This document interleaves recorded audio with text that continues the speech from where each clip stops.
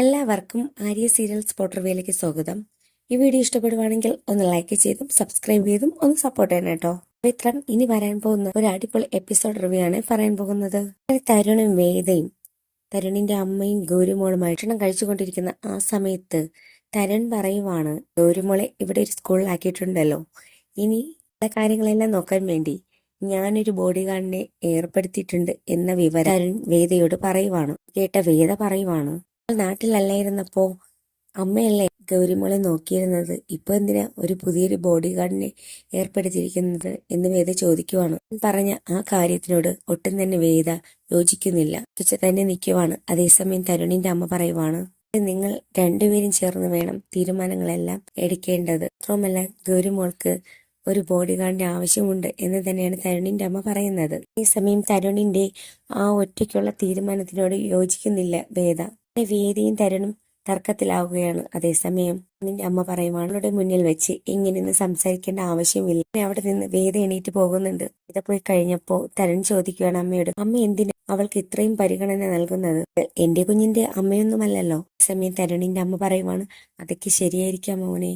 ഗൗരിമോളെ നിന്റെ കയ്യിൽ കിട്ടിയപ്പോ ഒന്ന് വേദി നിനക്ക് ആവശ്യമുണ്ടായിരുന്നു, നീ മറക്കരുത്. എന്തായാലും അവളുള്ളത് കൊണ്ടല്ലേ ഗൗരിമോൾ ഇത്രയും ഹാപ്പി ആയിരിക്കുന്നത്. അതുകൊണ്ട് തന്നെ ഗൗരിമോളുടെ എന്ത് കാര്യത്തിൽ നീ അവളോട് ഒരു അഭിപ്രായം ചോദിക്കണം ഒക്കെ പറഞ്ഞ് തരുണിന്റെ അമ്മ തരുണിനെ ഉപദേശിക്കുവാണ്.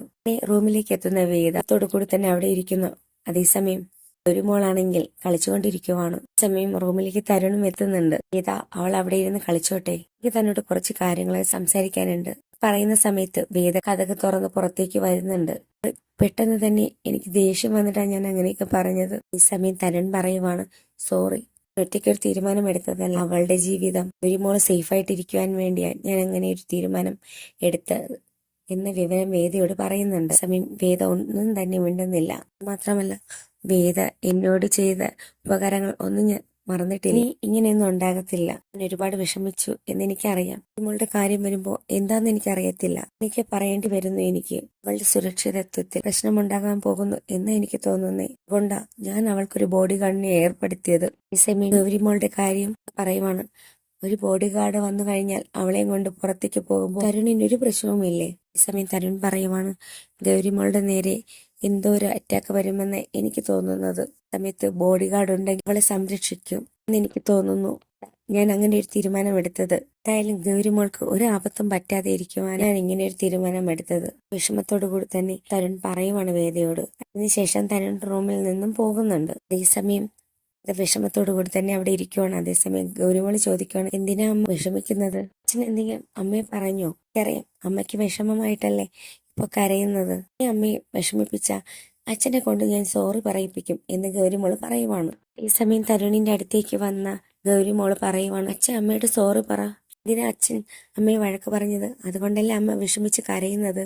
ഗൗരിമോള് അച്ഛനോട് സങ്കടങ്ങളെല്ലാം പറയുവാണ്. അമ്മ ഇനി വേദനിപ്പിച്ചാൽ ഞാൻ അച്ഛനെ വെറുതെ വിടത്തില്ല എന്നൊക്കെ ഗൗരിമോള് പറയുവാണ്. വിശേഷം തരുൺ മോളോട് പറയുവാണ്, നിന്നെ നോക്കാൻ വേണ്ടി ഒരാള് വരും. സമയം ഗൗരിമോള് പറയുവാണ്, നിങ്ങൾ ഇവിടെ നിന്ന് പോയി കഴിഞ്ഞാൽ ഞാൻ ഇവിടെ തനിച്ചിരിക്കത്തില്ല, ഒരു ബോഡി ഗാർഡും വേണ്ട, എനിക്ക് നിങ്ങളുടെ കൂടെ വരണം. വാശി പിടിക്കുവാണ്. അങ്ങനെ ഒടുവിൽ വിഷമിച്ചിരിക്കുവാണ്. അവൾ വീട്ടിൽ തനിച്ചിരിക്കത്തില്ല എന്നും പറഞ്ഞിട്ട് അവിടെ നിന്ന് ഓടിപ്പോകുവാണ്. അതിനുശേഷം കാണിക്കുന്നതെന്ന് വെച്ചാൽ വിക്രത്തിന്റെ വീടിന് മുൻപിൽ വേദിയെക്കുറിച്ചുള്ള ഓർമ്മകളുമായിട്ട് ഇരിക്കുന്ന സമയമാണ്. അതേസമയം വിക്രമിന്റെ അടുത്തേക്ക് ആമി വരുന്നുണ്ട്. ആമി ചോദിക്കുവാണ്, വിക്രം ഇതുവരെയായിട്ടും ഉറങ്ങിയില്ലേ? അതേസമയം വിക്രം പറയുവാണ്, അതെ, ചില ദിവസം ഉറക്കം വരത്തില്ല. വിക്രമിന്റെ അടുത്തേക്ക് വന്ന് ആമി ഇരിക്കുവാണ്. അതേസമയം ആമി ചോദിക്കുവാണ്, വിക്രം എന്താ ഇപ്പൊ ആലോചിക്കുന്നത്? അതേസമയം ആമി പറയുവാണ്, വിക്രം ഇപ്പോ വേദിയെക്കുറിച്ചല്ലേ ആലോചിക്കുന്നത്? വേദിയെക്കുറിച്ചുള്ള നല്ല ഓർമ്മകളാണ് വിക്രമിന്റെ മനസ്സിൽ ഇപ്പോ ഉള്ളത്. അതേസമയം വിക്രം ആലോചിക്കുവാണ്, ആമി എത്ര പെട്ടെന്ന് തന്നെ മനസ്സിലാക്കിയതെന്ന്. ഇങ്ങനെ വിക്രം ആമിയെ തന്നെ നോക്കിയിരിക്കുവാണ്. അങ്ങനെ ആമിയുമായിട്ട് കുറച്ചു സമയം പുറത്ത് സംസാരിച്ചിരിക്കുവാണ്. അങ്ങനെ വിക്രം വീണ്ടും വേദിയെക്കുറിച്ചുള്ള ഓർമ്മകളായി ഇവിടെ ഇരിക്കുവാണ്. അതേസമയം വിക്രം ആലോചിക്കുവാണ്, ഞാനും വേദിയും തമ്മിൽ പിരിഞ്ഞില്ലായിരുന്നു, സന്തോഷമായിട്ടായിരിക്കും നമ്മൾ ജീവിക്കുന്നത്, നമ്മൾ പിരിഞ്ഞതല്ല രണ്ടിടത്തേക്കായി പോയതാണ് എന്നൊക്കെ വിക്രം ആലോചിക്കുവാണ്. ഞങ്ങൾക്കൊരു കുഞ്ഞുണ്ടായിരുന്നെങ്കിൽ ഇന്ന് അവക്ക് 5 വയസ്സായി കാണും. അതുപോലെ ഒരു കുഞ്ഞിനെ നോക്കാനല്ലേ ഞാൻ നാളെ പോകുന്നത് എന്നൊക്കെ വിക്രം ആലോചിക്കുവാണ്. എനിക്കും വേദിക്കും ഉണ്ടാകാൻ പോകുന്ന ആ കുഞ്ഞിന്റെ അതേ പ്രായമായിരിക്കും ഈ മോൾക്കും എന്നൊക്കെ ആലോചിക്കുവാണ്. വീണ്ടും ആലോചിച്ചുകൊണ്ടേ ഇരിക്കുകയാണ് വേദിയെക്കുറിച്ചുള്ള ഓർമ്മകൾ. അതിനുശേഷം വേദിയെക്കുറിച്ചുള്ള കുറെ ഓർമ്മകൾ ആമിയുമായിട്ട് ഷെയർ ചെയ്യുവാണ്. ഈ സമയം ഗൗരിമോളാണെങ്കിൽ വാശി പിടിക്കുവാണ്. താൻ തനിച്ചിരിക്കത്തില്ല, ഒരു ബോഡി ഗാർഡിന്റെ കൂടെയും പോകത്തില്ല, തനിക്ക് അച്ഛനും അമ്മയും വേണം എന്ന് തന്നെയാണ് പറയുന്നത്. ഈ സമയം വേദിയും തരുണും ഗൗരിമോളോട് സംസാരിക്കുവാണ്. ഞങ്ങൾ ജോലിക്ക് പോയി കഴിഞ്ഞാൽ മോളെ നോക്കാൻ വേണ്ടി ഒരു ബോഡി ഗാർഡ് വരും അല്ലേ? അമ്മയുടെ ജോലിയെ പറ്റി മോൾക്കറിയാലോ. അമ്മയുടെ സാന്നിധ്യം എപ്പോഴും കിട്ടത്തില്ല. എന്നായാലും അങ്ങനെ തന്നെയാ, എപ്പോഴും മോളുടെ കൂടെ ഇരിക്കാനൊന്നും പറ്റത്തില്ല. അതുകൊണ്ട് ഞങ്ങളൊരു ബോഡി ഗാർഡിനെ മോൾക്ക് വേണ്ടി കണ്ടെത്തിയതെന്ന് പറയുവാണ്. ഈ സമയം ഗൗരിമോൾ അവർ പറയുന്ന കാര്യങ്ങളൊക്കെ മനസ്സിലാക്കുന്നുണ്ട്. ഇനി മനസ്സിലാ മനസ്സോടെ ഗൗരിമോൾ സമ്മതിക്കുവാണ്. ഈ സമയം ഗൗരിമോൾ പറയുവാണ്, എന്നെ നോക്കാൻ വരുന്ന ബോഡി ഗാർഡിനെ എനിക്കൊന്ന് ഇന്റർവ്യൂ ചെയ്യണമെന്ന്. ഈ സമയം തരുൺ ചോദിക്കണം, ഇന്റർവ്യൂ ചെയ്യണമെന്നോ?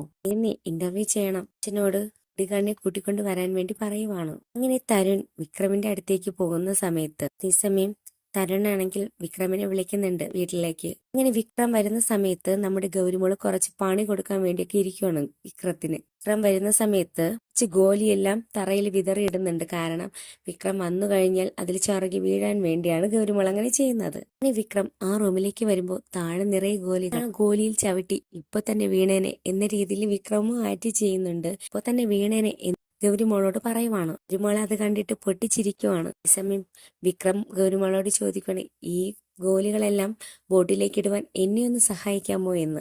ഗൗരിമോളും വിക്രമും ചേർന്ന് ആ ഗോലികളെല്ലാം ബോട്ടിലേക്ക് ആക്കുന്നുണ്ട്. ഇങ്ങനെ സ്കൂളിലേക്ക് പോകാൻ വേണ്ടി റെഡിയാവുന്നുണ്ട്. എല്ലാവരുടെയും യാത്ര ചോദിച്ചിറങ്ങുന്നുണ്ട്. ഗൗരിമോള് തരുണിനോടും തരുണിന്റെ അമ്മയോടും യാത്ര ചോദിച്ചിറങ്ങുവാണ്. ഗൗരിമോളെ സ്കൂളിലാക്കാൻ വേണ്ടി വിക്രമും പോകുന്നുണ്ട്. അതിൽ കൊണ്ടുവന്നാക്കിയ വിക്രത്തിനെ നോക്കിയിട്ട് ഗൗരിമോള് ഒരു പുച്ഛഭാവത്തോടെ പോകുവാണ്. അങ്ങനെ ഗൗരിമോള് ക്ലാസ് റൂമിൽ ഇരിക്കുന്ന സമയത്തും ഗൗരിമോള് വിക്രമിനെ തന്നെ നോക്കിയിരിക്കുവാണ്. ഈ സമയം ടീച്ചർ നോക്കിയിട്ട് ചോദിക്കുവാണ്, ഗൗരിമോള് ഇത് ആരെയാ നോക്കുന്നേ?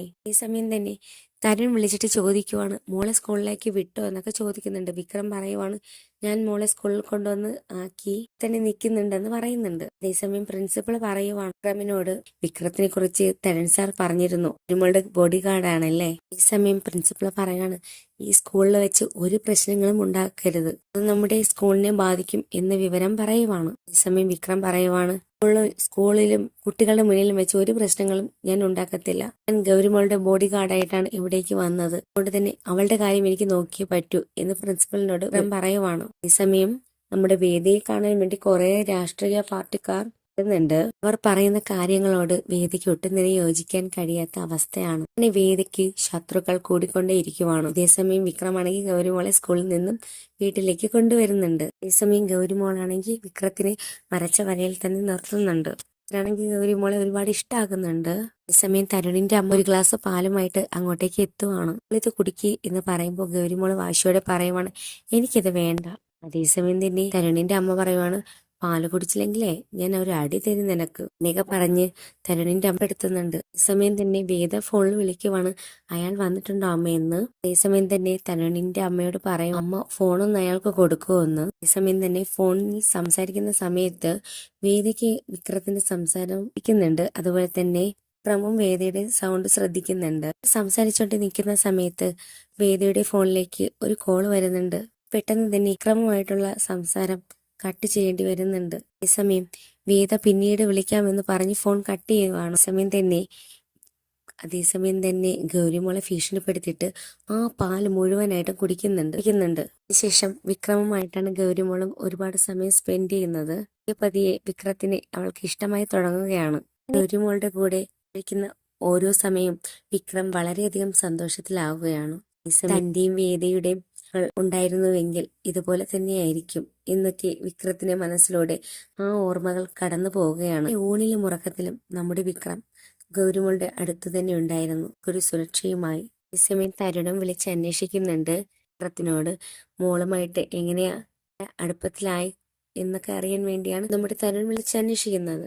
സ്ഥിരമായി നമ്മുടെ ഗൗരിമോളെ സ്കൂളിൽ കൊണ്ടുവിടുന്നു. കൂടെ ആ സ്കൂളിൽ തന്നെ ഉണ്ടാകുന്നു വിക്രം.